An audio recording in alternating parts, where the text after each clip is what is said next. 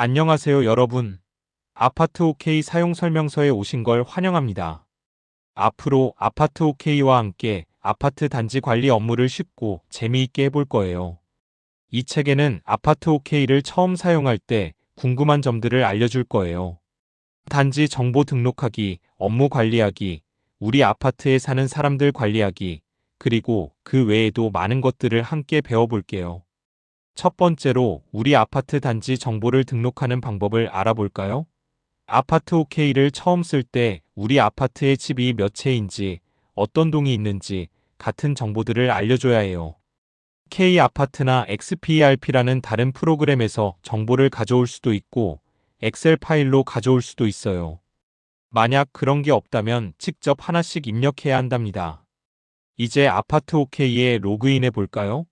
컴퓨터에서 아파트 OK 홈페이지에 접속한 다음 로그인 버튼을 눌러주세요. 로그인 화면이 나오면 여러분의 아이디와 비밀번호를 입력하고 다시 로그인 버튼을 누르면 돼요. 처음 비밀번호는 휴대폰 번호 뒤 4자리라고 하니 잊지 마세요. 우리 아파트 단지 정보를 가져오는 방법을 배워볼까요? 만약 K아파트나 XPRP라는 프로그램 계정이 있다면 아파트 OK에 처음 접속했을 때 단지 정보를 가져올 수 있는 창이 나타날 거예요. 기존에 쓰던 계정으로 로그인하면 쉽게 정보를 불러올 수 있답니다. K아파트나 XPRP에 로그인해서 우리 아파트 정보를 가져오는 방법을 좀 더 자세히 볼까요? 아이디와 비밀번호를 넣고 로그인을 한 다음 화면에 보이는 대로 면적 정보, 동호 정보, 입주민 정보 등 필요한 자료들을 가져오기 버튼을 눌러서 하나씩 가져오면 된답니다. 단지 정보를 다 불러왔다면 이제 추가 정보를 가져오는 방법을 알아볼게요. 나중에 또 정보를 불러오고 싶을 때는 단지 정보 메뉴에서 기본 정보를 누르고 그 다음에 부가 정보 불러오기를 클릭하면 언제든지 다시 정보를 가져올 수 있어요. 만약 다른 곳에서 정보를 가져올 수 없다면 직접 아파트 정보를 입력해야 해요. 먼저 화면 오른쪽에 있는 톱니바퀴 모양의 마우스를 가져다 대고 기본 정보를 클릭해서 우리 아파트의 기본적인 정보들을 하나씩 입력해주면 된답니다. 이제 우리 아파트의 면적 정보를 등록해 볼까요? 면적 설정 메뉴를 클릭해서 면적 설정 페이지로 이동한 다음 평면도 직접 등록 버튼을 눌러주세요. 면적 정보를 등록하는 방법을 좀 더 자세히 알아볼까요? 평형의 기본 정보들을 입력하고 교체 버튼을 눌러서 각 타입에 맞는 평면도 그림을 등록해요. 만약 확장형이 있다면 확장형 추가 버튼을 누르고 관련 파일을 첨부해서 등록할 수 있어요. 다 입력했다면 꼭 저장 버튼을 눌러야 한답니다. 이렇게 면적 정보들을 등록하면 우리 아파트의 다양한 집 크기 정보들을 한눈에 볼 수 있게 돼요. 예를 들어 84A 타입이나 84B, 93A 같은 여러 평형들을 쉽게 추가하고 저장하고 관리할 수 있답니다. 이번에는 우리 아파트의 각 세대 정보를 등록해 볼까요? 면적 설정을 마쳤다면 왼쪽에 있는 세대 설정을 클릭해 주세요. 만약 다른 화면에 있다면 오른쪽의 톱니바퀴 모양을 누르고 세대 설정을 찾아야 해요. 그 다음 우리 아파트의 시작 동번호와 마지막 동번호를 입력하면 몇 개의 동이 있는지 자동으로 계산될 거예요. 동 추가 버튼을 눌러서 입력한 동들을 추가해 주세요. 계속해서 세대 정보를 등록해 볼까요? 이제 각 동의 지상층, 지하층, 그리고 한 층에 몇 개의 라인이 있는지 입력해요. 혹시 4층을 빼고 싶다면 4층 제외를 선택할 수도 있죠. 선택 적용이나 전체 적용을 눌러서 설정한 다음 마지막으로 저장 버튼을 눌러서 동 정보를 저장하면 돼요. 동 정보를 저장하고 나면 다시 세대 설정 화면으로 돌아왔을 때 우리가 등록한 동들이 보일 거예요. 각 동의 세부 정보를 설정하려면 원하는 동을 클릭한 다음 세대 정보 설정 버튼을 눌러주세요. 등록된 평형 정보를 이용해서 각 세대의 평형을 쉽게 설정할 수 있답니다. 여러 세대의 평형을 한 번에 설정할 수도 있으니 반복적인 작업을 줄일 수 있어요. 이번에는 사용하지 않는 세대나 삭제하고 싶은 세대를 관리하는 방법을 알려줄게요. 만약 사용하지 않는 세대가 있다면 그 세대를 클릭한 다음 선택 세대 미사용 처리를 눌러주세요. 그러면 그 세대 칸이 회색으로 바뀌면서 사용하지 않는다는 표시가 돼요. 삭제할 세대가 있다면 선택 세대 삭제를 누르면 되고요. 회색으로 바뀐 세대들은 다시 클릭하면 사용할 수 있도록 활성화할 수 있답니다. 세 번째로 우리 아파트에 살고 있는 입주민 정보를 등록해 볼까요? 입주민 정보는 아파트를 관리하는데 아주 중요한 자료예요. 먼저 화면 위에 있는 입주자 관리 메뉴에서 세대 관리를 클릭해 주세요. 입주민 정보를 등록하는 방법 중 첫 번째는 엑셀 파일을 이용하는 거예요. 만약 우리 아파트 입주민 정보가 엑셀 파일로 있다면 엑셀 등록 버튼을 누른 다음 찾아보기를 클릭해서 엑셀 파일을 불러오세요. 그리고 엑셀 파일의 내용과 프로그램의 항목을 잘 맞춰준 다음에 등록 버튼을 누르면 된답니다. 혹시 오류가 나면 엑셀 파일 다운로드를 통해 어떤 정보가 잘못되었는지 확인할 수 있어요. 만약 입주민 정보를 엑셀 파일로 가져올 수 없다면 직접 입력할 수도 있어요. 등록 버튼을 클릭하거나 세대를 클릭해서 세대 등록 페이지로 이동하세요. 여기에 세대 정보와 소유자 정보를 입력하고 세대원 수에 따라 추가 정보를 입력한 다음 저장 버튼을 누르면 된답니다. 계속해서 다른 세대를 등록하고 싶다면 저장 후 추가 등록 버튼을 누르면 편리해요. 이번에는 우리 아파트에 등록된 차량 정보를 관리해 볼까요? 화면 위에 있는 관리 업무 메뉴에서 주차 관리를 누른 다음 차량 관리 메뉴를 클릭해 주세요. 차량 정보는 엑셀 파일로 한 번에 등록하거나 하나씩 직접 입력하는 두 가지 방법이 있답니다. 차량 정보를 엑셀 파일로 등록하는 방법을 자세히 알아볼까요? 엑셀 등록 버튼을 클릭한 다음 찾아보기를 눌러서 사용하던 차량 관리 엑셀 파일을 불러오세요. 그리고 엑셀 파일의 내용과 프로그램의 항목을 잘 맞춰준 다음에 등록 버튼을 누르면 된답니다. 혹시 오류가 나면 엑셀 파일 다운로드를 통해 어떤 정보가 잘못되었는지 확인할 수 있어요. 차량 정보를 직접 등록하는 방법도 알려줄게요. 차량 등록 버튼을 클릭해서 차량 등록 페이지로 이동한 다음 차량 번호, 소유자, 차종 등 차량에 대한 정보들을 하나씩 입력해요. 모든 정보를 다 입력했다면 마지막으로 저장 버튼을 눌러서 차량 정보를 저장하면 된답니다. 두 번째로 우리 아파트 업무를 관리하는 방법을 알아볼까요? 단지 정보를 다 등록하고 나면 이제 아파트에서 필요한 여러 가지 중요한 업무들을 아파트 OK로 쉽고 편리하게 관리할 수 있답니다. 이제 모든 주민이 함께 사용하는 공용 업무를 관리해 볼까요? 화면 위에 있는 관리 업무 메뉴에서 공용 업무를 클릭해 주세요. 그 다음 분류 설정 버튼을 눌러서 어떤 종류의 공용 업무인지 정할 수 있어요. 1차 분류 추가 버튼을 눌러 큰 분류를 만들고 마이너스 버튼으로 작은 분류들도 추가할 수 있답니다. 분류 설정을 다 마쳤다면 이제 등록 버튼을 눌러 공용 업무를 등록할 차례예요. 전 단계에서 우리가 정했던 분류 설정을 선택해서 이 업무가 어떤 종류에 속하는지 알려주면 된답니다. 공용 업무를 등록하는 방법을 좀 더 자세히 알아볼까요? 분류를 선택한 다음 업무에 대한 자세한 내용을 적어주세요. 예를 들어 어린이 놀이시설 쓰레기 정리 같은 내용을 말이죠. 사진이 있다면 첨부 파일로 추가할 수도 있어요. 접수한 사람, 담당자, 언제 처리되었는지 등의 정보도 입력하고 마지막으로 등록 버튼을 눌러 저장하면 끝이에요. 이번에는 각 세대와 관련된 세대 업무를 관리해 볼까요? 화면 위에 있는 관리 업무 메뉴에서 세대 업무를 클릭해 주세요. 공용 업무와 똑같이 분류를 설정해 준 다음 민원 등록 버튼을 눌러서 세대 민원을 등록할 수 있어요. 민원 등록을 위해 어떤 세대에서 민원이 들어왔는지 선택해 주세요.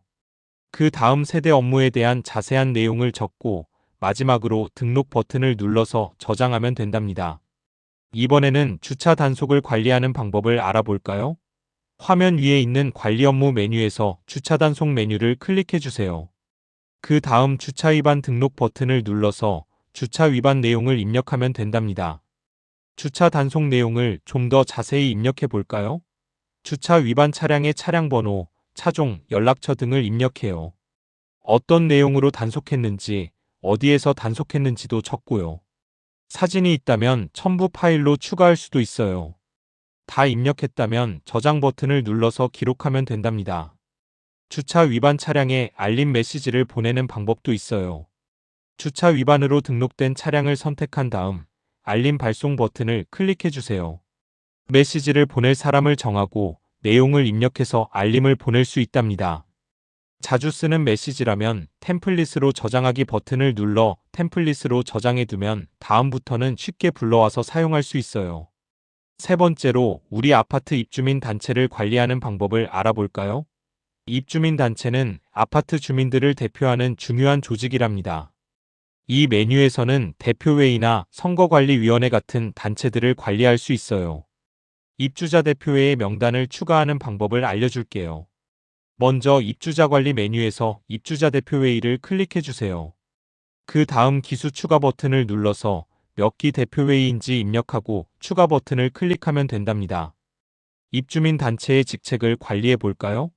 단체 직책 관리 버튼을 눌러서 회장, 총무이사, 동대표 등 단체의 직책들을 추가하고 저장 버튼을 눌러주세요. 그 다음 구성원 등록 버튼을 클릭해서 각 직책에 해당하는 사람들을 등록할 수 있답니다. 입주민 단체 구성원을 등록할 때는 결제 기능을 사용할지 안 할지 설정할 수 있어요. 입주민 대표에게 결제 기능을 주고 싶다면 ON으로 설정하고 입주민 휴대폰 번호로 계정을 만들어서 결제를 할 수 있게 된답니다. 계정을 만들면 결제 도장을 등록할 수도 있어요. 이번에는 입주자 대표회의의 회의록을 추가하는 방법을 알아볼까요? 입주자 관리 메뉴에서 입주자 대표회의 아래에 있는 회의록 메뉴를 클릭해 주세요. 그 다음 등록 버튼을 눌러서 회의록을 작성할 수 있는 페이지로 이동하면 된답니다. 회의록을 등록할 때는 먼저 결제선 지정 버튼을 눌러서 누가 이 회의록을 확인하고 승인할지 정할 수 있어요. 결제선을 지정한 다음 회의에 대한 자세한 내용들을 입력하고 등록 버튼을 누르면 입주자 대표회의록 등록이 끝나요. 선거관리위원회나 다른 공동체 단체의 회의록도 같은 방법으로 진행하면 된답니다. 네 번째로 추가적인 관리 업무들에 대한 방법을 알아볼까요? 이 부분에서는 APTOK에서 제공하는 여러 유용한 기능들을 함께 살펴보도록 할게요. 사진함에 사진을 추가하는 방법을 알아볼까요? 우리 아파트에서 필요한 다양한 사진들을 미리 여기에 등록해 놓을 수 있답니다. 먼저 관리 업무 메뉴에서 사진함을 클릭해 주세요. 그 다음 분류 설정을 통해 사진들을 종류별로 나눌 수 있어요. 1차 분류 추가로 큰 분류를 만들고 나 마이너스 버튼으로 더 세부적인 분류를 관리할 수 있죠. 사진함에 사진을 등록하는 방법을 좀 더 자세히 알려줄게요. 분류 설정을 마치고 등록 버튼을 클릭해서 사진을 등록하세요.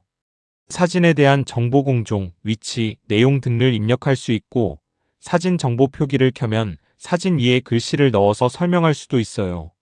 이렇게 등록된 사진들은 나중에 다른 업무에서 쉽게 불러와 사용할 수 있답니다. 이번에는 문서수불을 관리하는 방법을 알아볼까요? 문서수불은 우리 아파트에서 오고 가는 중요한 문서들을 기록하고 관리하는 메뉴예요. 먼저 관리 업무 메뉴에서 문서수불을 클릭해 주세요. 그 다음 분류 설정 버튼을 눌러서 문서들을 종류별로 나눌 수 있답니다. 1차 분류 추가로 큰 분류를 만들고 나 마이너스 버튼으로 더 세부적인 분류를 관리할 수 있어요. 문서수불을 등록하는 방법을 알려줄게요. 등록 버튼을 클릭해서 문서수불 등록 페이지로 이동한 다음 문서번호, 분류, 발신처, 수신처, 제목 등 문서에 대한 자세한 내용들을 입력해요. 파일이 있다면 첨부 파일로 추가할 수도 있고요.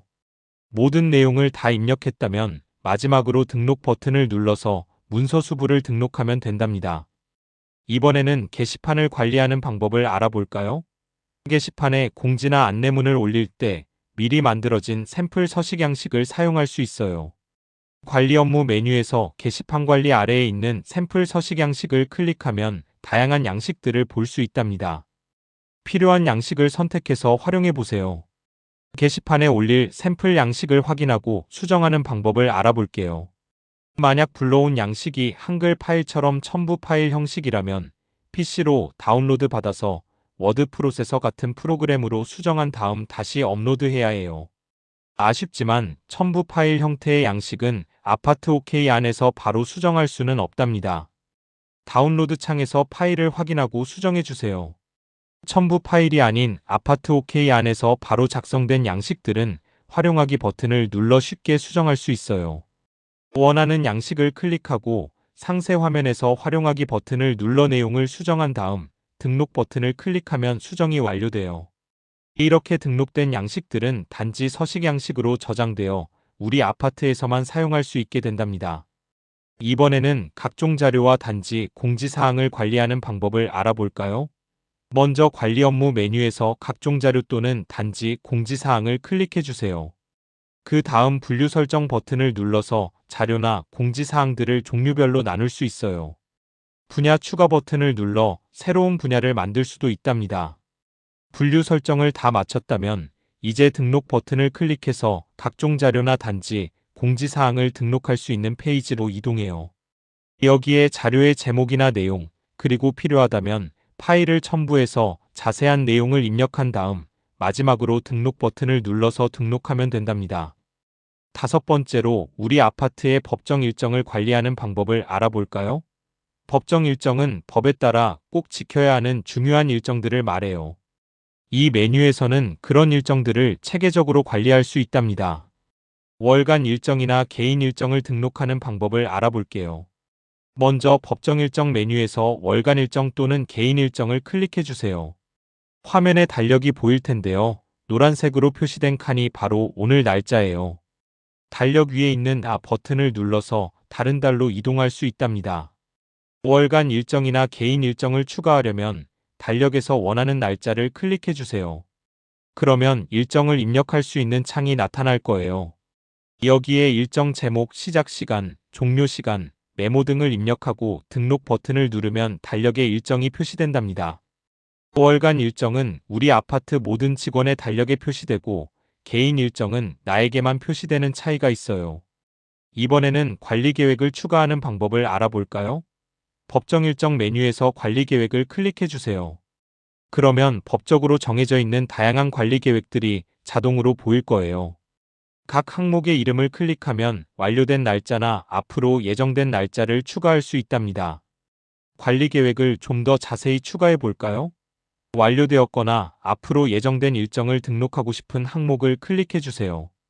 예를 들어 해빙기 진단이나 소방시설 안전진단 같은 것들이 있죠.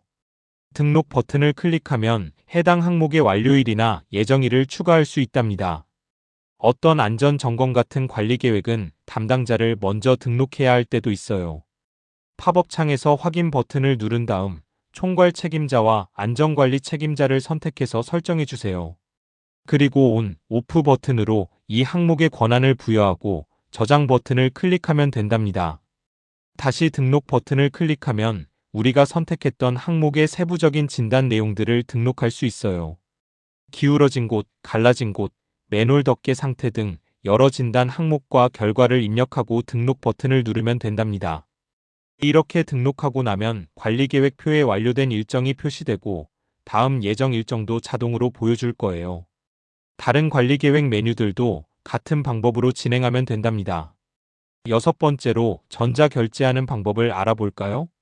전자결제는 종이 서류 대신 컴퓨터나 스마트폰으로 보고서를 올리고 결제를 받는 편리한 시스템이에요. 이 메뉴에서는 전자결제를 하는 자세한 방법을 알려줄게요. 전자결제 문서를 작성하는 방법을 알아볼게요. 먼저 화면 위에 있는 전자결제 메뉴에서 기한 품위를 클릭해 주세요. 그 다음 분류 설정을 클릭하면 어떤 종류의 결제 문서를 만들지 정할 수 있어요. 이미 등록되어 있는 분류들을 확인하고 만약 추가하고 싶은 분류가 있다면 분류 추가를 통해 더할 수 있답니다. 이제 기한품의 문서를 작성해 볼까요? 작성 버튼을 클릭해서 기한품의 작성 페이지로 이동하세요. 여기에 문서의 제목, 내용, 첨부 파일 등 자세한 내용들을 입력한 다음 등록 버튼을 눌러서 제출하면 된답니다. 업무 보고나 지시사항도 이와 똑같은 방법으로 진행할 수 있어요. 이번에는 일일 보고를 작성하는 방법을 알아볼게요. 일일 보고는 매일매일 있었던 일들을 기록하는 거예요. 전자결제 메뉴에서 일일 보고 아래에 있는 여러 일지들 중에서 작성하고 싶은 일지를 클릭해 주세요. 예를 들어 경비일지나 소방일지 같은 것들이죠. 일일 일지를 제외한 다른 일지들은 정해진 양식에 맞춰 작성하면 돼요. 작성하고 싶은 일지, 페이지에서 일지 작성을 클릭해 주세요. 일일 보고를 좀 더 자세히 작성해 볼까요? 예를 들어 경비일지처럼 정해진 양식에 맞춰 내용을 입력하면 돼요. 전에 작성했던 일지와 비슷한 내용이라면 최근 일지 복사 버튼을 눌러서 쉽게 불러올 수도 있답니다. 누가 이 일지를 확인하고 승인할지 결제 여부를 선택하고 점검 날짜를 정한 다음 모든 작성을 마치고 등록 버튼을 눌러서 일지를 제출하면 끝이에요. 이번에는 일일 일지를 작성하는 방법을 알아볼게요.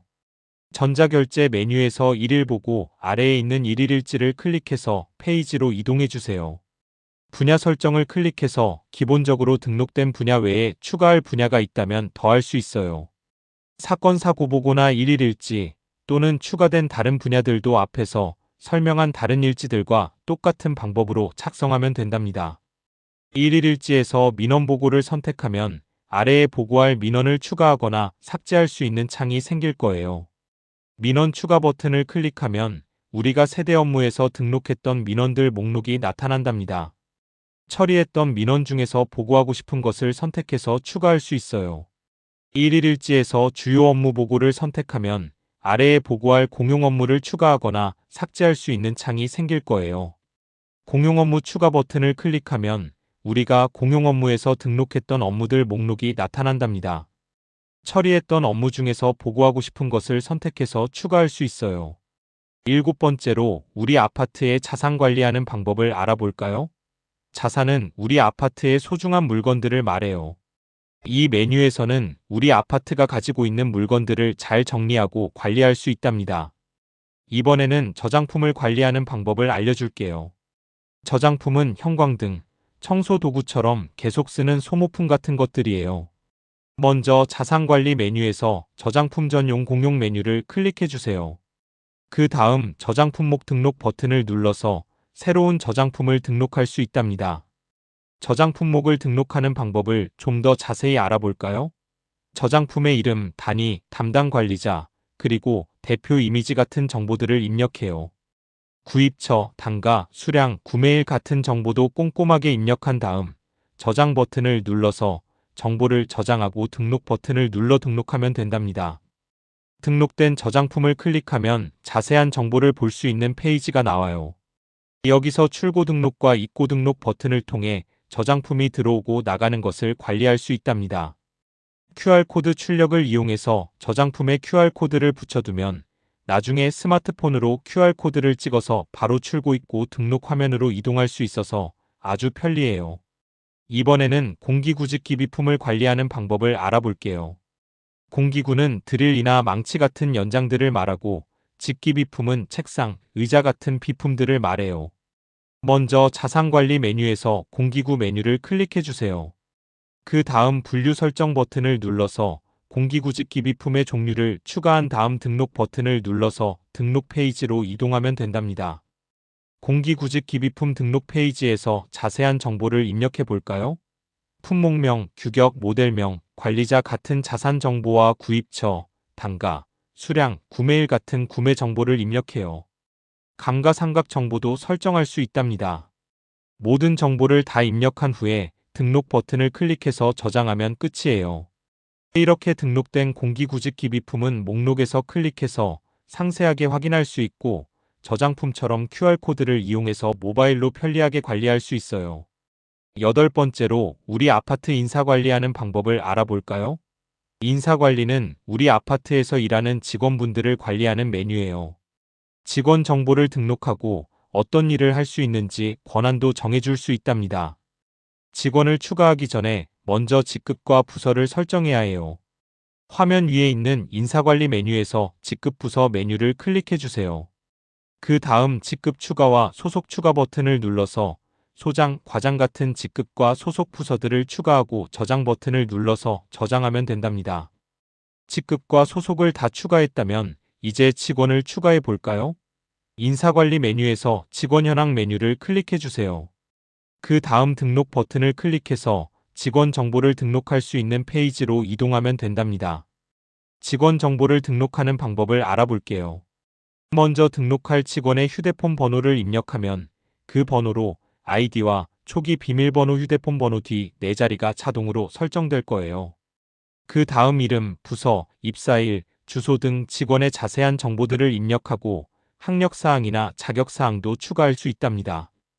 모든 정보를 다 입력했다면 저장 버튼을 눌러서 직원을 추가하면 된답니다. 이번에는 직원들의 권한을 관리하는 방법을 알아볼게요. 권한은 각 직원이 아파트 OK에서 어떤 일을 할 수 있는지 정해주는 거예요. 인사관리 메뉴에서 권한관리 메뉴를 클릭해 주세요.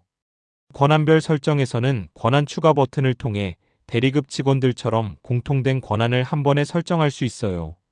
개별 설정에서는 직원 한 명 한 명의 권한을 따로 설정할 수 있어요.